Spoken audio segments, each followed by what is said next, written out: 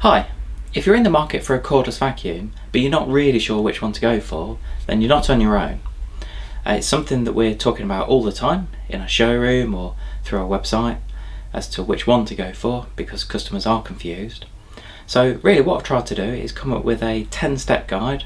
So it's 10 things to consider before buying a vacuum cleaner, and hopefully by the end of that then you know which things to look out for in a vacuum.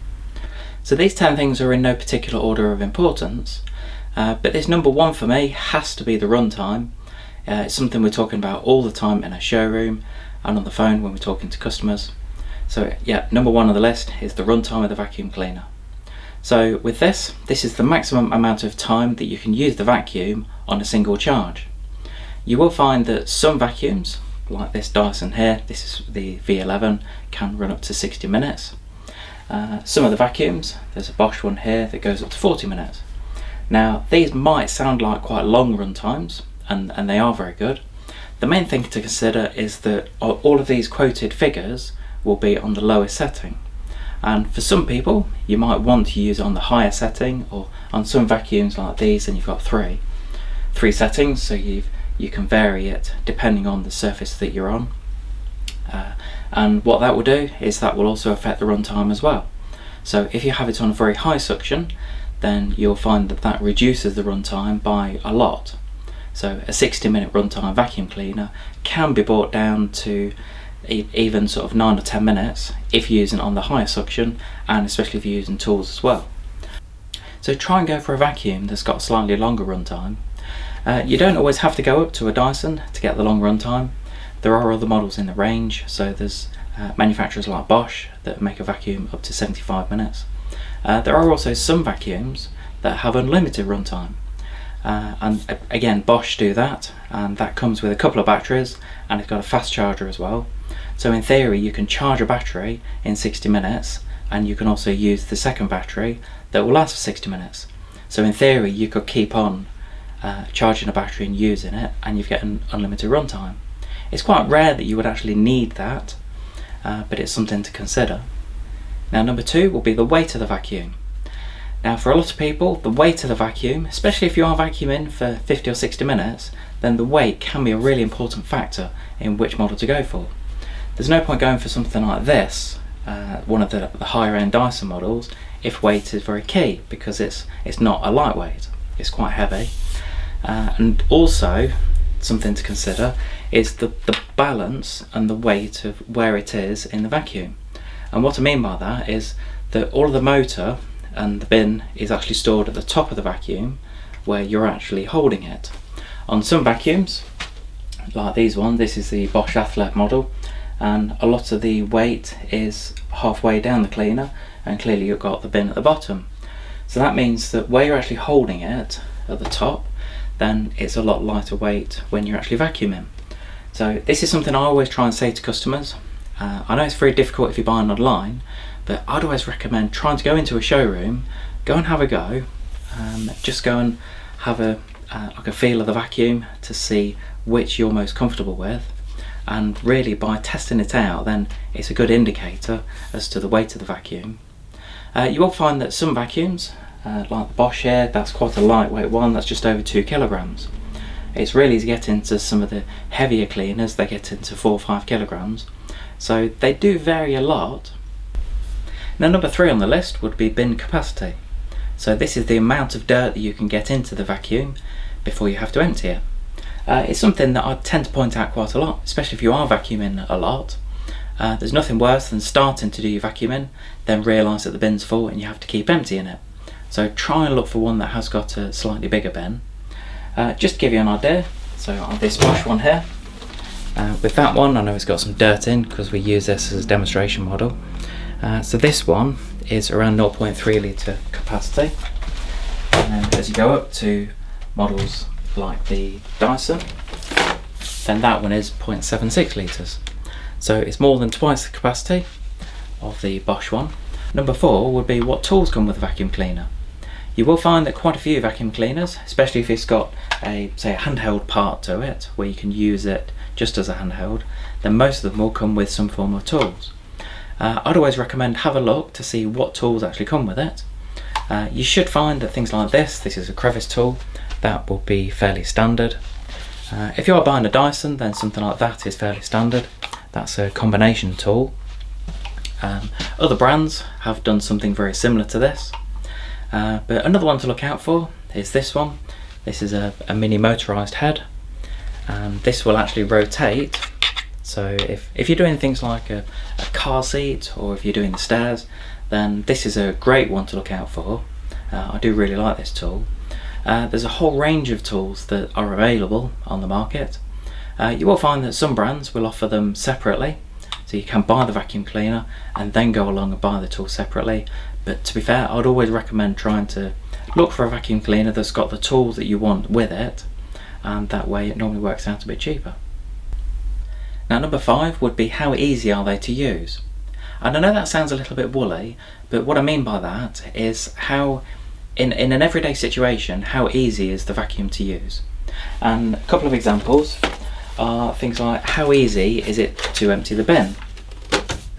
You will find that some customers do struggle with certain aspects of a vacuum cleaner. So things like emptying the bin, so on this Dyson here, you have to push that handle down and then it opens at the bottom. Now, for a lot of people, that's really an easy process. If you suffer with arthritis, then that action could be really difficult. Also things like the on and off switch. On this one, it's an easy process. You just pull that. So it is nice and easy to start and to stop. But the main thing with that is you have to keep your finger on it. There's no option on this model to actually keep it going, as with other vacuums. So on some others, like on this, then it is a switch at the top, like that. So for some people, having the on-off switch as a trigger, like on the Dyson, could be easier than a switch like on this Bosch. That's why I'd always say to people to actually try the vacuum. So, when you come in the showroom, then just have a go with it. If you've got a neighbour or friend or relative that's got one, try and have a go with it before you buy one, because there's nothing worse than buying a vacuum, then finding you struggle to empty the bin or to put the tools on. There's so many different aspects to a vacuum where it could be difficult. So yeah, that's number 5 on the list. Now, number 6 on the list is, where are you going to store the vacuum? Before you buy it, think about where you're going to keep the vacuum. Now, the main reason I say this, first of all, the dimensions of the cleaner could be important. We have some people where they come in the showroom that are limited on the size of the vacuum because it might be going into a small cupboard, so they might be limited on the height of it, or some of them fold away, so that could make life a little bit easier. The other thing is the charging point. So this is really important, because you'll find with some vacuums, like a lot of the Dyson products, they actually come with a wall bracket. So wherever you're going to put it on the wall, just make sure that you've got a socket nearby, because what you can do is you can actually charge the vacuum while it's sitting on the wall bracket. Now that's brilliant, but if where you were thinking about putting it, you've not got a main socket nearby, then that's not very useful. So if you're going to be hampered by the wall bracket option, then perhaps have a look for something like this, which is a freestanding model. And the main advantage of that can be that you just pop it next to a main socket, so you're not limited to having a look for an area that's where you can put a wall bracket. Number 7 on the list would be the filtration. If you suffer with things like dust allergies or asthma, then you can find that going for a slightly better model that's got better filtration, then it can make a huge difference to the home setting that you're in. So try and have a look for one that's got a good filtration, if it is important to you.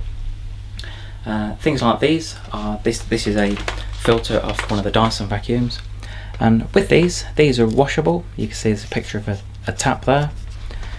Most manufacturers' filters are washable now. The only thing I do say is, whenever you wash one of the filters, then make sure it's completely dry before you put it back in the vacuum. What you don't want to do is to wash the filter, leave it an hour or so, and then put it back in and start using it, because it will still be damp and it will damage the vacuum, and that won't be covered under the warranty. So number 7 leads into number 8 quite nicely. So really, number 8 on the list is the option of buying the spare parts. Now, the reason I say this is because sometimes you'll buy a vacuum cleaner and then you realise that you can't buy things like a spare battery or filters, because there's no end of people that come to us saying they've bought normally a cheap vacuum but they can't buy any spare filters for it. So before you buy the vacuum, just make sure you can buy things like that. And really what I'd recommend is when you actually buy the vacuum, buy a spare filter at the same time. The main reason for that is, as I just mentioned, when you come to wash the filter, you need to leave it for 24 hours to dry. Now in that 24 hours, if you don't have a spare filter, then you don't have the option of vacuuming, because clearly you can't use it without the filter. So that's really the reason I try and say to most people, when you buy a vacuum, buy a spare filter at the same time, and then you can swap the filters over. Because also what you don't want to do is to buy an expensive vacuum cleaner and then realise in say 3 or 4 years time that you have to throw it away because you can't get things like a spare battery. Some manufacturers now are leaning towards more the eco side, so they are making the vacuums so that spare parts are a lot more available, and that has a huge advantage, because rather than just buying a vacuum cleaner then after 2 or 3 years having to throw it away, quite a few manufacturers, and there is a new company called Loop Technology, they've brought their model out, and that's really designed at the higher end of the market, but it's really designed so the vacuum itself, there are lots of spare parts available, so if anything does break, then it has the ability to be repaired rather than just having to throw it away and get another one. Number 9 on the list will be the warranty on the vacuum. It's something I always try and point out to people. The majority of manufacturers are either 1 or 2 years. The majority of the Bosch products are 2 years, and Dyson Cordless come with 2 years as well. There are some manufacturers that offer promotional warranties, some even go up to 5 years. And that can be really good, because if you do have a problem, then it's nice to know that you've got the comfort that the manufacturer will look after you. Now number 10 on the list is the price of the vacuum. Now for a lot of people it could be number 1 on the list, it could be the most important thing to consider when buying a vacuum. But the reason I've left it till last is because what I'd normally recommend is try and look at all the other factors first before you choose the actual vacuum. The main reason for that is things like the ease of use, how easy is it to empty the bin. There's no point going for something that's really expensive where the suction is very impressive if you can't open the bin. It's a pointless exercise. The other thing to look out for are things like the bin capacity. So if you're doing a lot of vacuuming, try not to go for one that's got a small capacity. So that's really why price I have left till last. Clearly for a lot of people it is important, as I mentioned earlier. Something like this vacuum itself, it normally sells for around £130, £150, something like that, compared to the Dyson V11 that are around the £600 to £700 mark. So they do vary a huge amount, and clearly they are aimed at different customers. I hope you enjoyed this quick video on 10 things to consider before buying a cordless vacuum. Please click subscribe on a YouTube video, and I always ask for comments, whether it's good or bad about the video. I'm sure there might be things that I've missed off, so if you think there's something else that I should consider, then stick it in the comments below. Also, if you've got any questions on any of the things that I've talked about, then stick it in the comments and I'll get back to you. Thanks for watching.